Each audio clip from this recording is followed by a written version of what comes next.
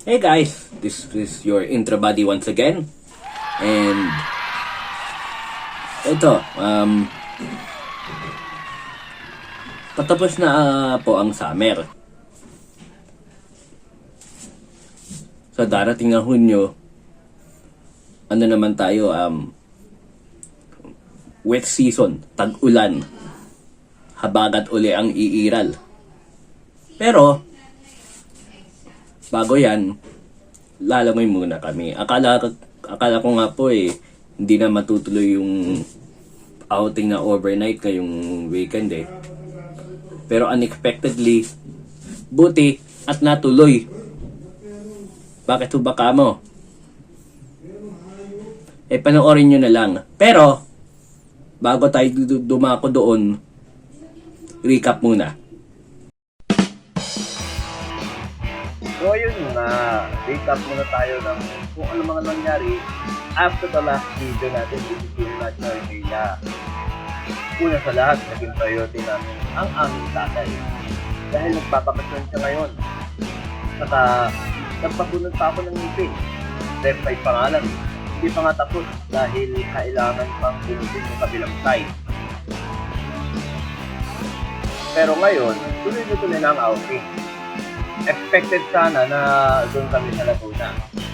Pero, nag-isip kami na mas maganda pang sa mas malapit na lang na lugar. At yun yan sa Marahan, near kay Titingda. At yan ang Mara Dalciano.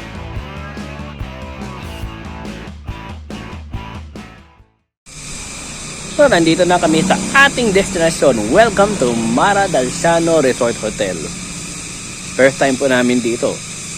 At hindi pa kami nakakapag-outing dito. Ang maganda, malapit lang dito sa probinsya namin. Sa kay Titingga.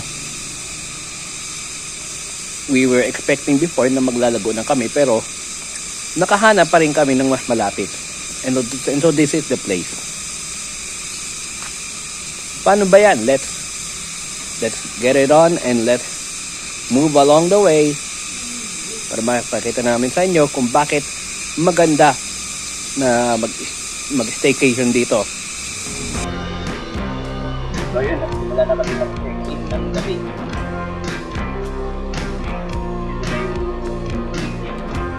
na yung first good moment sa Ibayan. Pag pa lang, nandiyan na yung nasa matatalam. Yung mga upuan sila, yan sila. Area para naman. At nandiyan yung kanilang malaking swimming pool. Siyempre, meron din swimming pool first medicali. Kung sana pa yung jacuzzi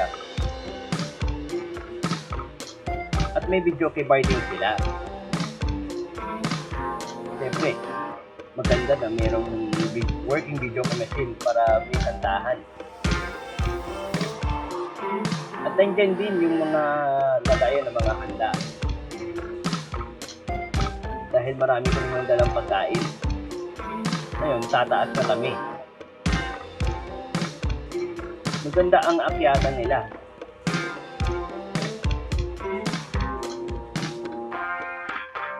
Doon kami sa room 6. Maganda din yung higaan doon. Papakita namin sa inyo ang features ng bawat room. For instance, room 6. So ngayon, papasok na kami sa room 6. Narito ang ilan sa mga features. Ito. Here we go.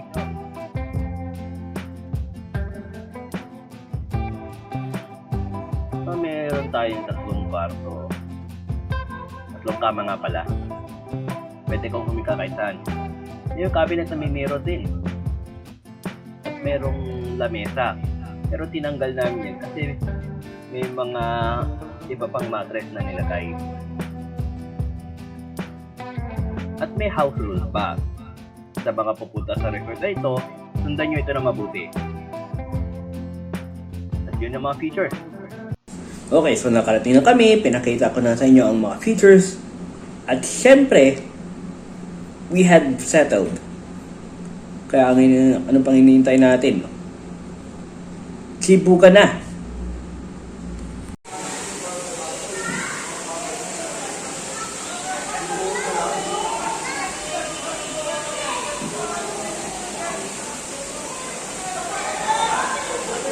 Here's their swimming pool.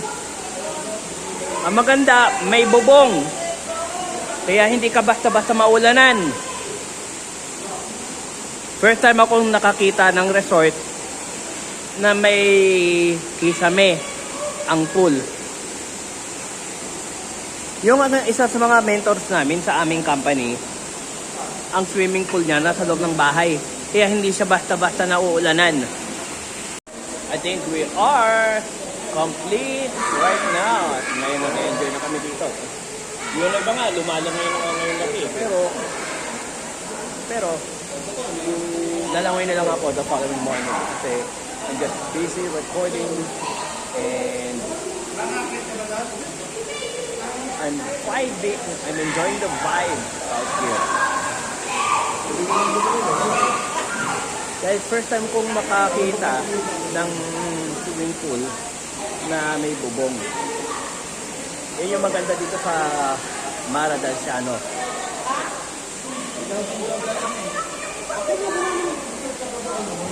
Now, let's get on to it more and more as we enjoy the vacation here at Mara del Ciano. We got the party started. Yung iba sa amin, kumakain. Yung iba naman, lumalangoy na. At yung iba, doon na muna sa kanilang mga kwarto, nagpapahinga.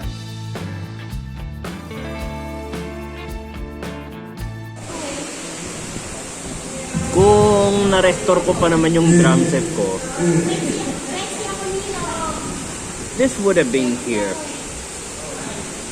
So that I could play drums along to the videoke. Abakan nyo sa next na outing. Andun na yung drum set ko. Abangers na lang. So, naka-settle na tayo ulit dito sa ating kama. Dahil yung ilan po sa amin matutulog, yung iba tuloy-tuloy lang ang videoke. So, I'll be seeing you later for the second half ng ating bakasyon en grande dito sa Mara del Ciano. Let's move over to the second half. Cheers!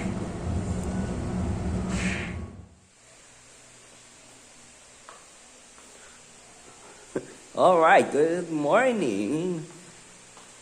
And now it's the second half of our video about our stay here at Mara del Ciano. It's just a waterfall, pero di pa pwede yung jacuzzi. The bigger pool is there, pero I'm vertically challenged. Na ayan, halos lato kami gusto niyo tingin na, kumakain na. At nag-ready na ulit para lumangoy. Kaya talaga bago lumangoy kumain muna. Di po ba, Nay?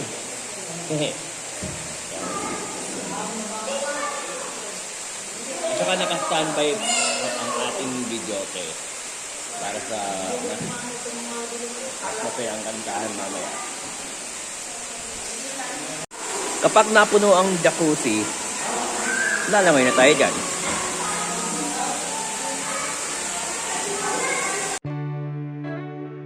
So, nag-settle na kami for this Sunday morning.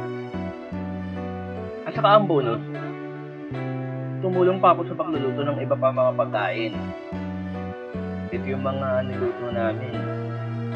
Sasarap nila. Siyempre, meron din mga gulay for added nutrition. Paano ba yan? Let's go swimming. Samahan niyo ako lumangoy. So, lampas na ng alas 12 nang ako ay nakalabas na ng swimming pool.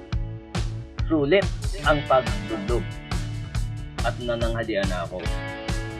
O nga pala, malapit na magtagulan ha. Kaya sinulit na namin ito. Okay, so nakabihis na ako ngayon at yan, na-enjoy natin yung paglalangoy. At nasulit na rin namin sa wakas ang ating 2-day outing bago magtag-ulan. Dahil kompleto ang pamilya. Meron man lang kung hindi na po nakaabot dito yung mga hindi na natin nakakapulong pamili. Pero at least kompleto. At dahil dyan, maya-maya lang kami po ay group picture! Wow! And that's about it. Thank you, Mara Dalciano, for this great 2-day outing. Dami makabalik pa kami. Pero ang daming lugar na pwedeng outingan eh. This could serve as inspiration for my dream house. And that was our overnight stay at Paradise No Resort Hotel. Kung na-enjoy nyo yung aming video. At naway abangan nyo pa kung saan kami pupunta. Whether it's an outing or lugar na hindi pa namin napuntahan like mall or something else. Kaya like, share, and subscribe na para mas marami pa kayong natututukan. And let's all live better every day. Good morning po!